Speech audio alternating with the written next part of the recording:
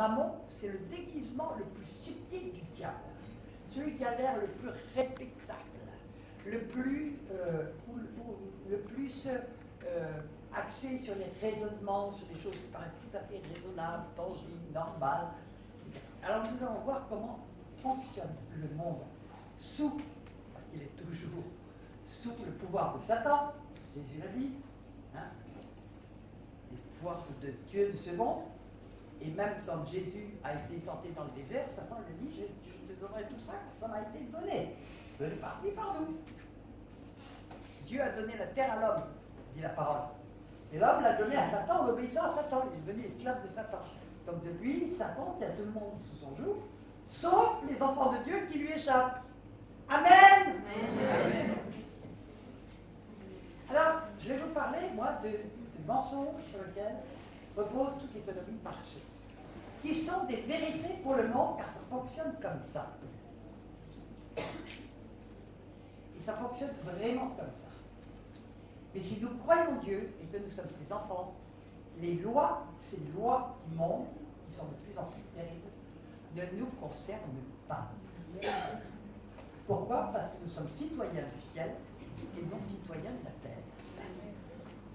Alléluia. Si je ne vais pas vous demander qui est citoyen du ciel, vous allez tous lever la main. Il n'y a que Dieu qui le sait. Okay.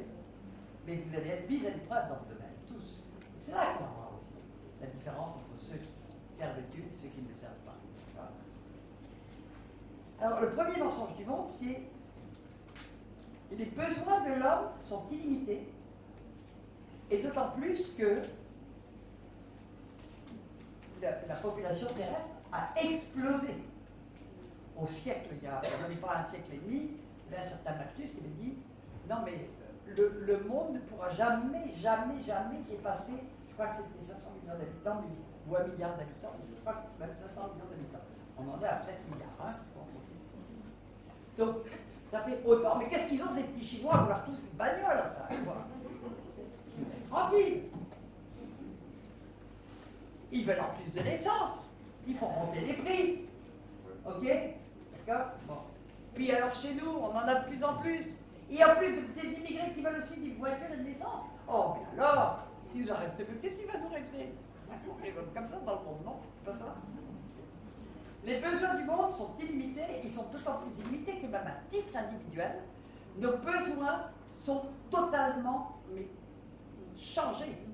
Et c'est fait exprès. Maintenant, je vais vous poser une question. Je connais un homme qui n'avait pas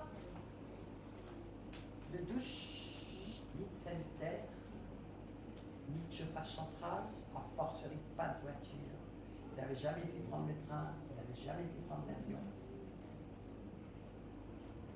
Il n'avait pas de smartphone, il n'avait pas de téléphone, il n'avait pas de... Il n'avait même pas un congélateur, il n'avait même pas un frigidaire. Je vais dire, c'est vraiment un pauvre. Je suis en train de vous parler du 14.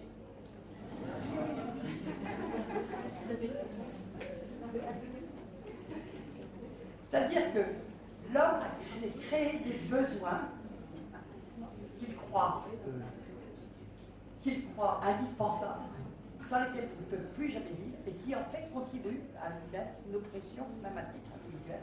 S'il n'a pas ça, il se prend pour un super pauvre, alors que tout simplement, moi je suis allé par exemple au Congo-Brazzaville juste après la guerre. Vous savez, quand vous voyez un pays qui a été totalement détruit, il n'y a plus rien, plus d'eau courante, plus d'électricité, plus de train, plus de puces, tout est cabossé, même tous les immeubles sont détruits. Là, vous voyez ce que sont les vrais besoins. Or, tout le système, quand je suis toujours du côté de ces besoins illimités, en fait, ce ne sont pas des besoins, mais des désirs. Et on attise les désirs pour en faire des besoins. D'accord? Qui possédait un smartphone il y a 20 ans? Aujourd'hui, ils en sont à faire tous les 6 mois pour avoir le dernier modèle.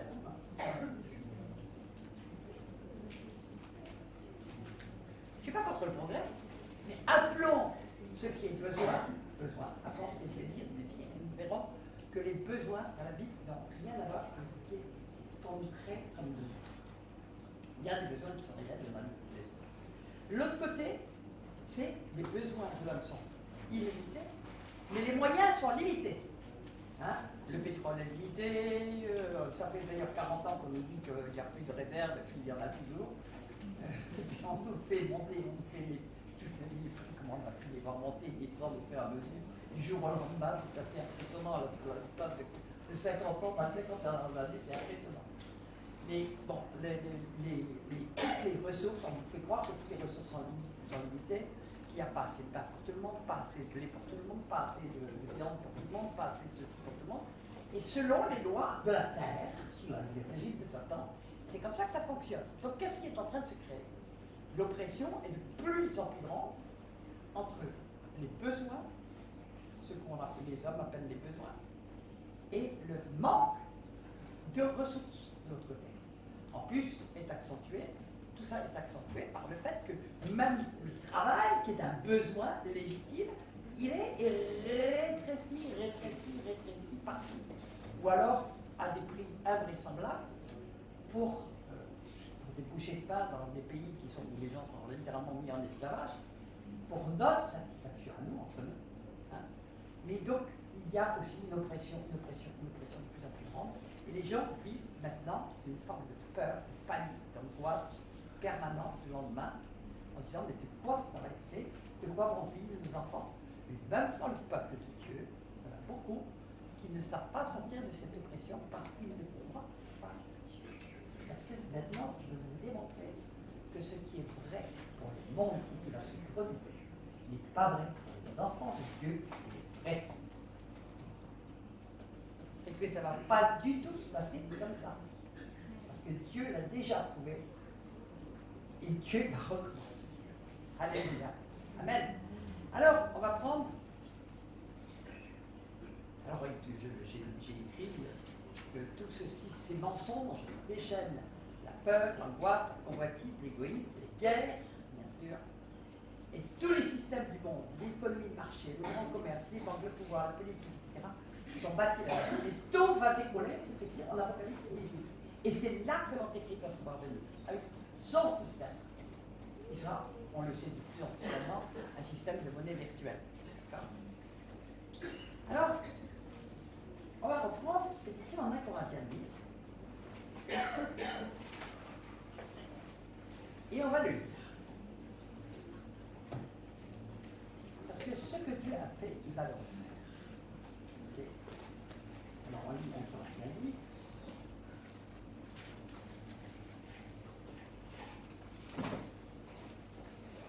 Frères, je ne veux pas que vous restiez dégueulassés. Vos pères ont tous été sous la nuée, ils sont tous passés au travers de la mer, qu'ils ont tous été baptisés en Moïse dans la mer, dans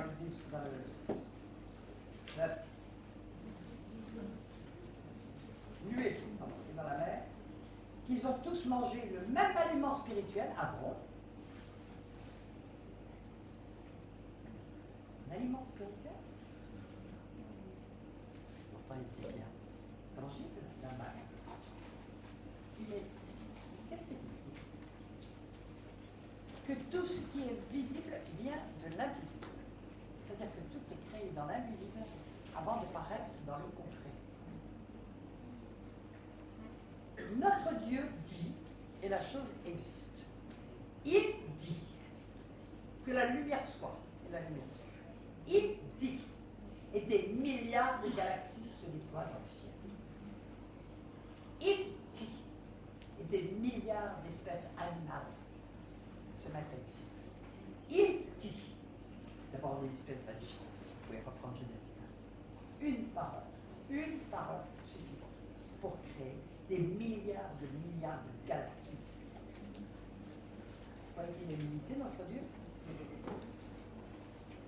Il est absolument illimité.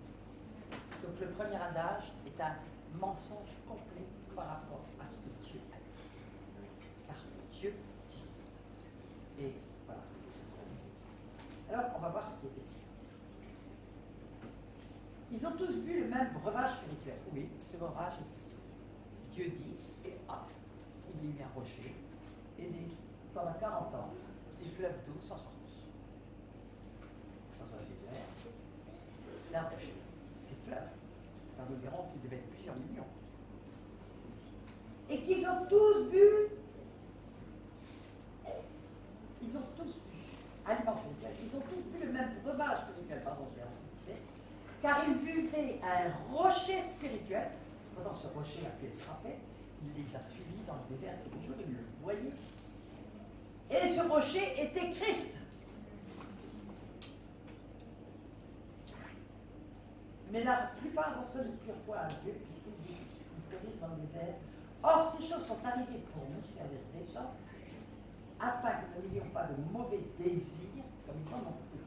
Donc, on nous parle de la différence entre les mauvais désirs et les besoins. On va en parler, parce que on parle très bien de ce qui est besoin et de ce qui est les mauvais désirs. Les mauvais désirs, c'est tout ce qu'on convoite et qui n'est pas forcément bon pour nous. Dieu l'a montré largement quand le peuple était dans le désert. Mais nous sommes remplis, le monde nous remplit de mauvais désirs. On a besoin d'une trottinette et on veut une voiture. On a besoin de choses saines pour notre santé et on veut acheter des choses qui ne vont pas être forcément bonnes pour notre santé. Hein? Nos besoins, nous allons le voir, sont très très limités. Et c'est écrit dans la parole. Mais par contre, ils voulaient toujours ce qu'ils n'avaient pas. Et ils demandaient à Dieu ce qui n'était pas bon pour eux. Et ça, ce sont des mauvais désirs. Dieu n'est pas contre les désirs, il y a des bons désirs. Dieu n'est pas contre le fait de nous gâter. Au-delà de nos besoins, si tu adores l'éternel, Dieu te donnera de ton cœur ton désir. Amen. Tu as envie d'une bicyclette rouge, c'est bien. Mais bon, tu peux peut-être demander à Dieu avant, parce qu'il va peut-être te dire, prends pas une bicyclette, tu vas te casser la figure avec, il va te casser un genou. Je te connais. Parce que tu es imprudent. Ok. Ces choses sont arrivées pour nous, ça donne l'exemple, afin que nous n'ayons pas de mauvais désirs comme ils en ont. Il parle de diverses choses. Puis il dit, ne murmurez point. Alors nous, les Français, on est des gens formidables, mais on ne murmure jamais. Tu sais, j'ai fait, je crois pratiquement le tour du monde. J'ai été vraiment partout, enfin, en tout cas une bonne moitié des pays du monde. Et il y a une chose qui m'a toujours frappé. Quand je rentre, même de pays hyper pauvres, la première chose qui me frappait, c'était la sale gueule des Français. Mécontents, râlants, en train de râler. Je venais des pays hyper pauvres où il y avait la joie de vivre. Allez un peu, y aller dans le RER, le métro, les magasins, là où vous êtes sûr qu'il n'y a pas de frère en Christ qui vous regarde. Regardez votre propre tête et regardez celle des autres. J'en dis très très long sur l'état des Français. Okay. On les Belges, pas tellement mieux. Pas de Belges ici. Les Juifs, ils sont pas part parce que partout où ils arrivent, ils donnent des bénédictions. C'est pour ça que le monde entier n'en veut pas. Ces choses, ne murmurez point, comme murmurèrent quelques-uns d'entre eux qui périrent par l'exterminateur. Ces choses-là sont arrivées pour servir des hommes, et elles ont été écrites pour notre instruction. Nous qui sommes parvenus à la fin du siècle. Paul prophétise, ça a été vrai de tout temps, mais ça va devenir une vérité absolue dans le temps qui vient. Le murmure, le fait de pas trop faire. Cela était tellement à Dieu qu'au lieu de venir à nos prières, il va au contraire nous laisser dans la misère.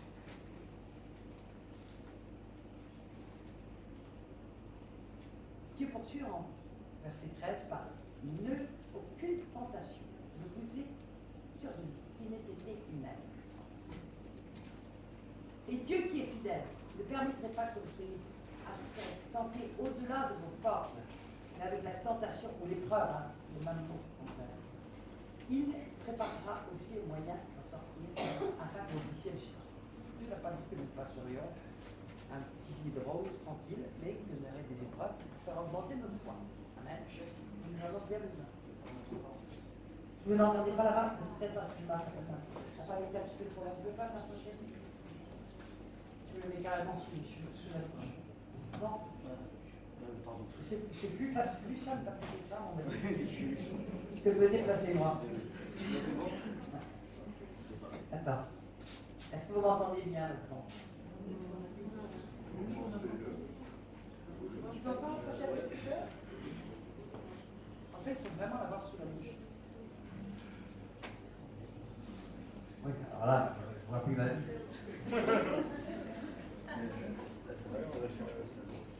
Vous m'entendez là? Non, je crois que je vais prendre à la main. Non, mais c'est meilleur. Bon, le problème du micro, c'est qu'il faut y venir. Allez, allez. Alors, donc, nous allons revenir à ce qui s'est passé. C'est quand même fou. On croit connaître l'histoire, mais on ne prend pas toute la mesure de ce qui est dit. Et pourtant, il nous est dit que ça va revenir et que Dieu va faire la même chose dans la fin des temps. Et cette fin des temps, nous y sommes. Nous devons regarder ce que Dieu a fait pour comprendre qui est Dieu, pour comprendre son amour pour son peuple. Même quand son peuple désobéissait, mais attention, il n'aimait pas quand il murmurait. Ils ont tous péché. Il râlait quand il murmurait. Nous, les Français, on n'est pas des râleurs. Mais attendez, on a besoin d'être un peu changé. Alors, essayons de comprendre qui est parti dans le désert. Ils sont partis. On nous dit à un moment donné, en nombre 11, qu'ils étaient 600 000 hommes de pied. Les hommes de pied, c'était des hommes entre 20 ans et 50 ans. Il y avait en plus des femmes, il y avait des vieillards, il y avait des enfants, il y avait des animaux. On peut compter qu'il y avait certainement 4, 5, 6 millions de bouches à nourrir tous les jours. Parce qu'ils ne faisaient pas un enfant et demi comme nous, ou un enfant et 4. Non, c'est un peu plus, d'accord? Alors, tout le long, le Seigneur va donner des messages pour faire comprendre à son peuple qui il est. Vous savez, le Seigneur aurait pu très bien, et nous allons voir que Jésus va le redire en Matthieu 6, il aurait pu très bien, après tout, semer dans le désert des grands silos, des congélos remarquables, Dieu dit la chose existe, branchés sur l'électricité céleste. Il serait arrivé, il y avait des rangées de carpaccio, de choses machin, etc.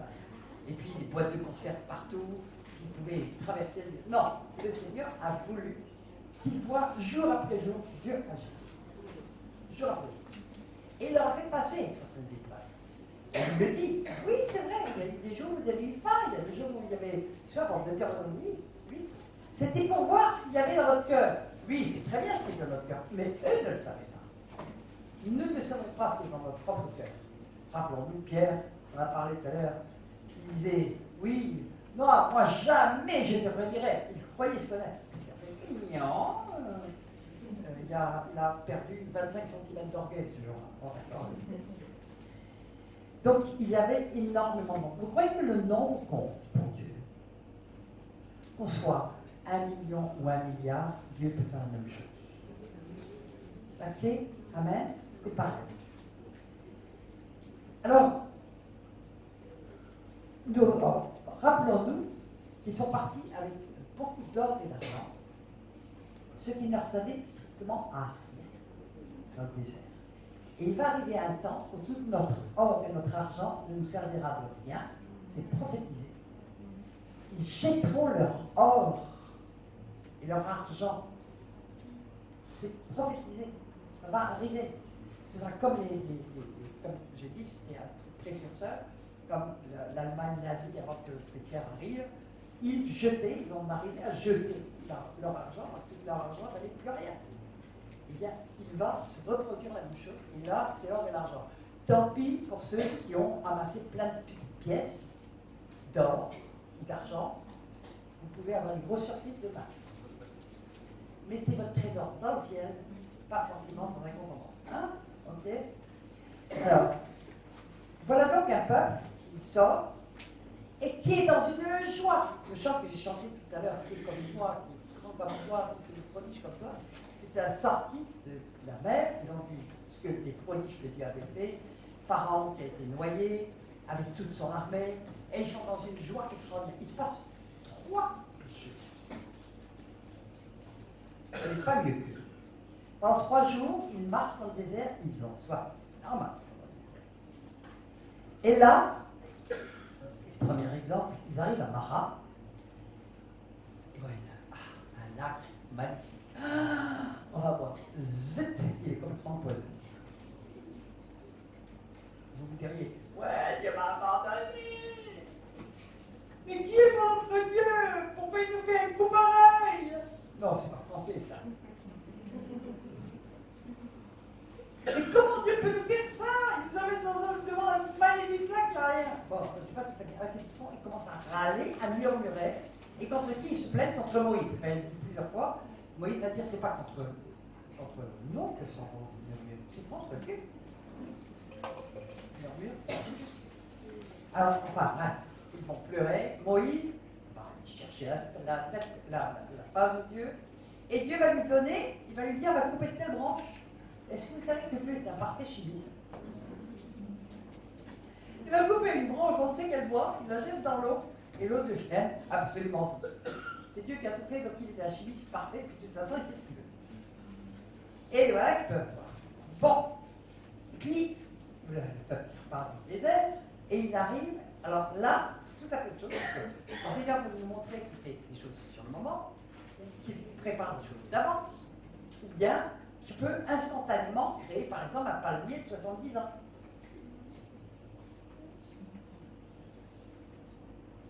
Moi, je crois qu'il a créé des pierres il y a 5000 ans qui avaient 4 milliards d'années. Le temps lui appartient, c'est ce qu'il veut. Alléluia. Alors, il marche quelque temps dans le désert, il développe pas une arrive 12 sources, comme ça. 12 sources, 70 palmiers. Alors, le palmier, c'est l'arbre sur lequel se rendait la justice. Vous vous souvenez que plus tard, Moïse, qui n'en peut plus de porter toute cette bande de râleurs, enfin, je ne vais pas parler des Hébreux, je vais parler des Français, cette bande de Français, et et son père va lui dire, mais tu ne peux pas, il nomme 70 personnes, des gens justes, et ton onction va aller sur eux. Il dit, puisse tout le peuple de Dieu devenir un peuple de prophètes. Waouh! Ça ne nous enlève rien de passer l'onction. Au contraire, ça l'augmente. Dieu est illimité. Alors donc, 70 palmiers, c'était vraiment un clin d'œil de Dieu en disant, il peut aussi préparer les choses d'avance. Il pouvait les avoir préparées depuis une seconde ou depuis 10 000 ans. Peu importe. De toute façon, il savait que son peuple allait s'arrêter là. Hein? Ok? Alors, toutes ces précisions excluent le hasard. On est bien d'accord. Alors, donc ça c'est en Exode, tout ce que je lis là c'est en Exode 15. Hein. Puis, après, va apparaître ce rocher. Ce rocher, complètement prophétique, puisque Dieu est notre rocher, et il faut le frapper qu'une seule fois. Il dit frapper qu'une fois, et nous savons ce qu'il va se produire. Ce rocher va donner de l'eau, des fleuves d'eau, pendant 40 ans, et il va les suivre. Quand on lit ça, on dit, on percute même pas que c'est complètement de la folie selon les hommes. Un rocher qui suit et qui tous les jours donne des... Attendez, pour nourrir une population d'un plusieurs millions de personnes, une bouche, ça veut dire c'est vraiment des fleuves d'eau. Et ça rejoint ce que Jésus a dit, celui qui croit en moi, des fleuves d'eau. Des fleuves d'eau vive sortiront comme ça. D'accord? Donc c'est des fleuves d'eau vive qui sont sortis tous les jours après les jours. Parce qu'il a soif, j'en ai un dans le désert. Okay. Il a été frappé qu'une seule fois parce que il était Jésus, c'était Jésus, et Jésus n'a eu besoin d'être frappé qu'une fois. Et quand Moïse un jour s'est pas poissonté selon la parce qu'il y avait tous les cas, donne-moi à boire, donne-moi à manger, donne-moi à boire, donne-moi à manger, et puis à un moment donné, il s'est énervé, et puis il a frappé 2 fois le rocher. Ça lui a coûté un gros canard quand même. Pas rien. Mais, parce que c'est un message où Dieu nous montre ce qu'il peut faire, mais il nous montre aussi ce qui limite ce qu'il peut faire. L'incrédulité, le murmure, les râles, je veux vraiment appuyer là-dessus, parce que c'est ce qui est très grave aux yeux de Dieu, parce que c'est une démonstration d'incrédulité. Chaque fois qu'on râle, qu'on murmure contre notre sort, etc., ça veut dire, ouais, Dieu m'aime pas, Dieu n'est pas fait, Dieu se moque de moi, du machin. Et vous savez, les femmes sont en train de voir que le Seigneur vous met dans une épreuve. Si cette épreuve, vous la passez bien, tout va s'arranger. Si vous la passez mal, eh bien, ça risque de vous exterminer.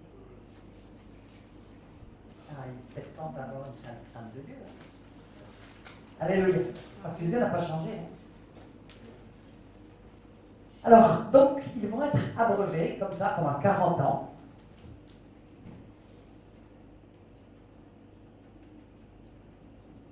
Pourquoi c'était en plus très très grave de frapper 2 fois le rocher? Nous devons comprendre quelque chose. Il y avait un geste rituel. Ça a marché une fois, on va le recommencer. Et ça envahit l'église. Allez, Dieu a fait ça, on va recommencer la même chose. On va faire la même chose. Au lieu de se mettre à l'écoute de Dieu pour savoir ce qu'il faut faire, on fait ce qui a déjà marché. Et ça devient du rituel, ça devient de la religion. Hein? Et on se confie dans le geste au lieu de se confier en Dieu. C'est subtil, mais c'est vite fait. Alléluia. Et Dieu va dire, la désobéissance, puisqu'il a dit frappe une fois, est aussi coupable que la divination. C'est une abomination de Dieu. Comprenons donc que pour Dieu, cette désobéissance est une abomination. Pourquoi? Parce que ce qu'il nous demande, c'est toujours pour nous. Et donc c'est une rébellion contre Dieu. C'est de l'incrédulité quand on désobéit à Dieu en pensant qu'on va faire mieux que ce qu'il nous propose. Ok? Alors, donc pendant 40 ans, ils vont être abreuvés. Pendant 40 ans, ils vont être nourris. Nous connaissons l'histoire de la manne. Elle est tombée tous les jours. C'est là que Dieu va instaurer le Shabbat. Puisque avant même que les lois soient données à Moïse, sur le mont Horeb, la première chose que Dieu instaure, c'est le Shabbat. Dès qu'ils sont sortis d'Égypte, il leur fait manger. Il dit, le 7e jour, vous n'en mangerez point. Et puis, le 7e jour, ils veulent ramasser la manne. Et puis, nous savons ce qu'ils fait. Il y avait plus là, partout. Hein, ils étaient comme des gens très économes. Je préfère en mettre un peu de côté, je vais en prendre un tout petit peu de la part de tous les enfants. Comme ça, si jamais Dieu nous oublie demain matin, on en aura encore.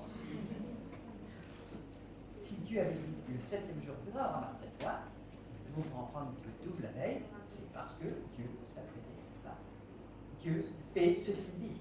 Il dit, chaque jour, vous en ramasserez ça. Et eux, ils ont voulu, ils n'ont pas cru. Encore incrédulité. Voilà. Hein? Tout sur ce que Dieu allait faire. Si Dieu dit, il va faire. Alors donc, on va faire ça, ils vont faire ça, mais ils sont tout le temps en train de râler, ils veulent tout le temps ce que Dieu ne leur donne pas. Alors, essayons de comprendre ce que c'est que la manne. La manne est la chose la plus mystérieuse qui soit. Et Jésus lui-même s'est comparé à la manne, je suis la manne cachée. La manne est un aliment que personne ne connaît.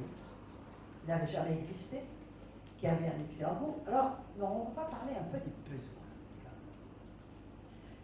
L'homme a besoin de cobalt, de zinc, de vitamine A, B, C, D, B1, B2, B3, B4, D, E, F, GH, K, il a besoin de cobalt, il a besoin de magnésium, il a besoin de fer, il a besoin de ceci, il a besoin de ça. Cette manne contient tout.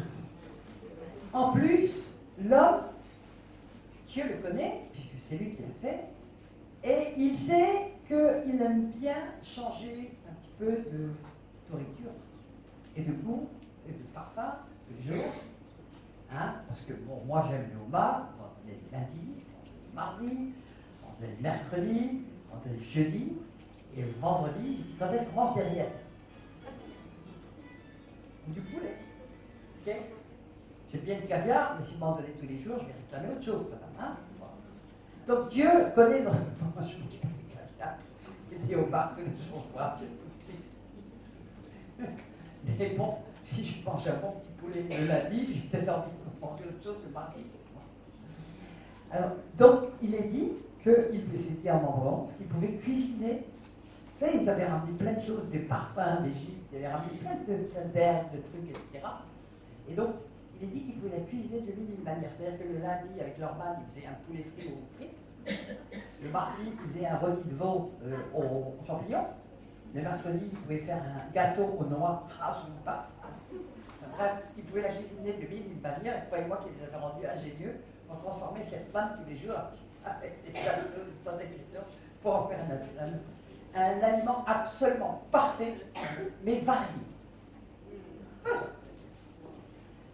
Alors on va continuer dans la nourriture, on va parler après des autres besoins auxquels Dieu a répondu. Donc je vais commencer par les besoins, on reviendra après au drame. Qu'est-ce qu'il y a comme autre besoin primaire? Voilà un peuple qui est lancé dans un désert ardent, où il fait très chaud le jour, et où on se déshydrate très vite. La peau se déshydrate et se dessèche. Qu'est-ce qui les couvrait? La nuée. Qui dit nuée, dit gouttelettes d'eau. Donc Dieu avait préparé sa crème Nivea internationale, hydratante, pour que chacun puisse en recevoir un peu tous les jours et qu'il soit protégé. La nuit, il peut faire très froid dans ces déserts. En plus, il fait marcher de nuit, il y a des ennemis. Qu'est-ce qui les précédait? Une colonne de feu. Elle est chauffée gratuitement. Oh, donnez-moi une, Seigneur. Elle est chauffée gratuitement. Elle les éclairait et elle les conduisait. Amen. C'est un peuple il n'y avait pas de Kiali, ni d'hypermarché, donc ils avaient des vêtements. Et il est écrit que ces vêtements leurs vêtements ne se sont pas usés sur eux pendant 40 ans. Donnez-moi la recherche de l'adresse de leur tailleur. 40 ans sous la veille de la transpiration, des trucs, des machins. Pas bouger. Mais dites-moi, les enfants grandissaient. Et il est dit aussi que leurs chaussures ne se sont pas usées. Je ne connais pas beaucoup de marchands de chaussures qui ont des chaussures qui vont durer 40 ans sans s'user. Hein, surtout avec la transpiration, avec les machins, etc. Ils sont chauffeurs.